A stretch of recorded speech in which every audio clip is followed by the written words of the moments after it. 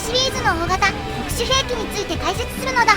どんどんパフパフ。オンライン専用ボスとして実装されていて、開発者から「お前らみんな殺す」という発言が出たくらいの高難度。フロムはいつだってユーザーが大好き。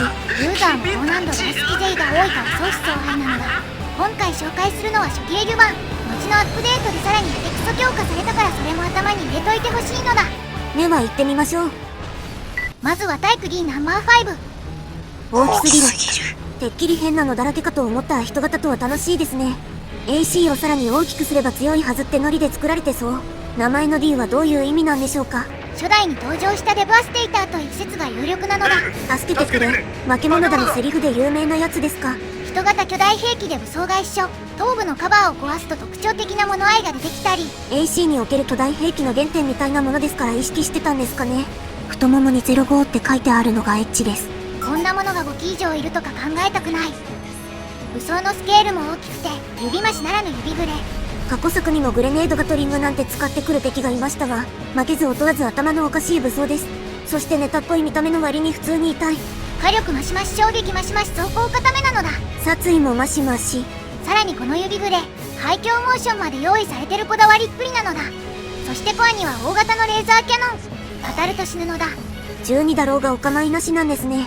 レーザー発射前の緑の光が気になります。ちなみにジャンプ前も緑に発光するのだ。巨大兵器が汚染源という話もありますし、謎は深まるばかりです。それにしても大迫力です。AC と巨大兵器の強力型 PVE 欲しい。お次は雷神。 V シリーズでは貴重な航空ユニットのボスなのだ。二段重ねの勢力切ってクレイドルみたいですね。サイズは全然違いますわ。それでも数千人は乗れそう。まとめてやるには最適ですね。現在はミグラントグループが使っているそうですわ。そもそも人が乗ってるんでしょうか。同じところぐるぐるしてるだけだから無人なのかも。攻撃はシンプルで旋回しながらレーザーや爆撃、ミサイルを撃ってくるのだ。正直地上のレーザー砲台の方が怖い。取り巻きの方が強いでしょう。エンジンを撃破すると墜落してクリア。かと思いきやプラズマ砲を展開して第2形態なのだ。どういう運用を想定していたのか謎なのだ。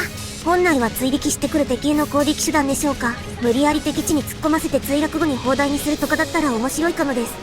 狙ったのかわからないけど、うまい具合にダムにはまって固定砲台溶かすのだ。プラズマキャノンはとにかくド派手。 AMS から光が逆流する。当たると死ぬのだ。発射エフェクトの処理の重さか PS3 にダイレクトアタックされたミグラントもいるとかいないとか。幸い遮蔽物が多いので隠れてうまくやり過ごしましょうね。次はセントエルモン。 V シリーズでは珍しい戦艦なのだ。さっきも似たことを聞いたような。 VAC はブーストの使用が特殊で水上とお空が苦手なのだ。大人の事情というやつです。近距離は高い衝撃力のシュース、遠距離はスホートミサイルと遠近隙のない武装が厄介なのだ。運が悪いと水中でハメゴを割いちゃいますね。せっかくカッパがいない世界になったのに。一番特徴的な武器はやっぱり核ミサイル。たまや。当たると死ぬのだ。とはいえ誘導はほとんどないので爆発に再起をつければ OK。 このミサイルはミグラントの手によって AC に転用されてるのだ。どうして AC に乗せちゃったんですか。 OW 全般そんな感じ。こんなのが2隻いるのだ。船は2隻あった。まあこっちは4機出力なので数的には問題ないんじゃないでしょうか。ユーナックがまだいないからお友達を集めるところからなのだ。あ、お次 X シア。ラスボスだった X シアが強化されて再登場。撃破時に取得できるトロフィーの名前からブラックバードと呼ばれることもあるのだ。黒い鳥ですね。わかります。一番の違いは攻撃無効化アーマー。赤い粒子をシールドのように展開して本体への攻撃を無効化するのだ。まるでコーラルみたいです。この粒子も例に漏れずとても環境に悪いのだ。緑色のと合わせて地上の汚染ははかどりますね。なぜ人は汚染物質をエネルギー源にしてしまうのか。あとはブレードを展開してきたり、もちろん飛行中も当たり判定があって当たると死ぬのだ。知ってた。これをぶん回してくることもあるから当たらないよう祈るのだ。範囲広くて軌道が分かりづらいので遮蔽物に隠れたいところです。某企業の人を彷彿とさせるモーションですね。モーションが似てる。 AC だけでなく特殊兵器にも乗る。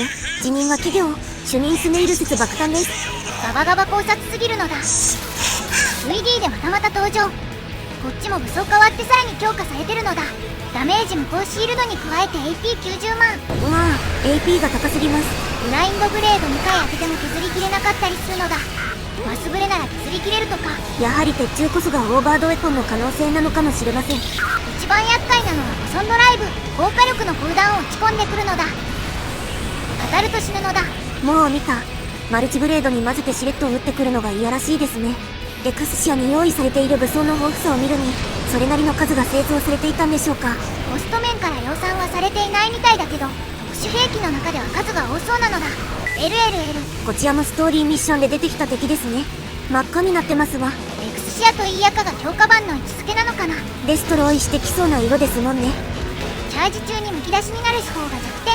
手法を破壊していくとダメージが内部に伝播して LLL を撃破できるのだ。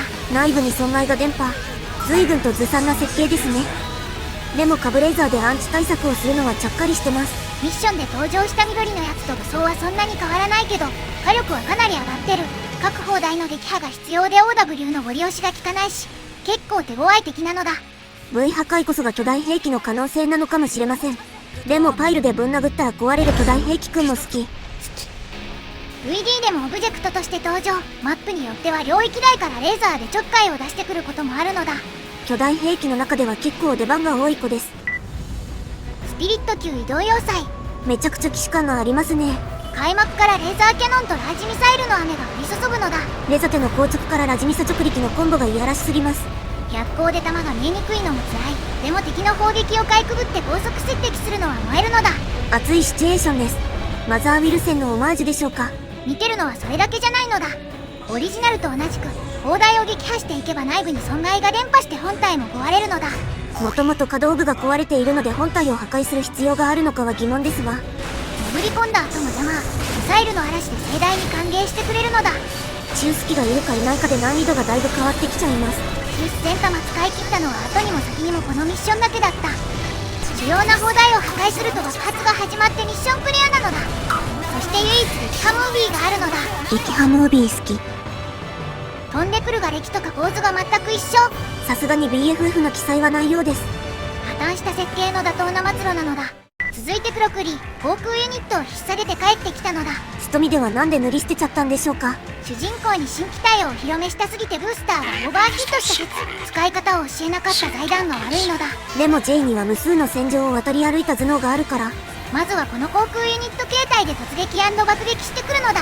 ロックはまず無理だからオトキャ、ガトをばらまくか。軌道上にハウザー、スナキャ、ブレードを置いて撃破するのだ。余談だけど早すぎてオペレーションファイルがすごいことになるのだ。ほんとギャグみたいなオペレーションファイルですね。ブースト撃破後は謎の粒子を展開してブレオンに。なんて素敵な武装なんでしょう。長い刀身と硬派でめった切りしてくるのだ。ブレードは日本刀みたいになる案もあったらしいですよ。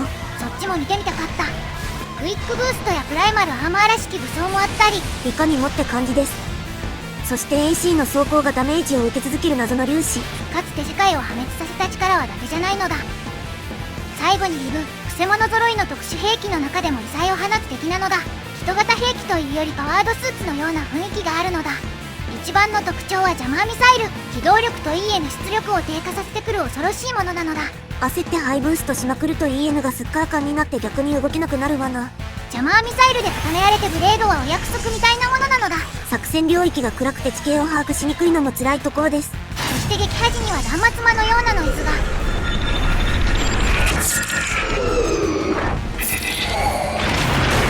助けてとか許さないって聞こえると言われていますがどうなんでしょうね。いずれにせよただの兵器とは思えないのだ。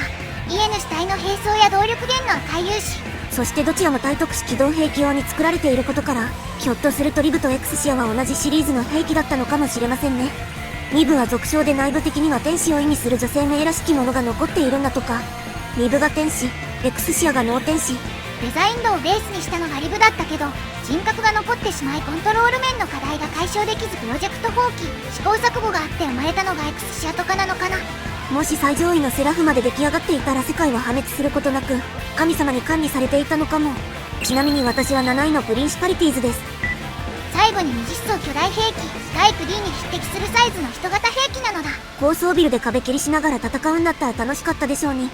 作中では遺体の一部がマットに埋め込まれてました。こんなのがうろうろしてたらそりゃ世界は破滅しちゃいますよね。今後の作品でも末永く素敵兵器たちが出てくれると嬉しいのだ。では皆さん、楽しい傭兵ライフを。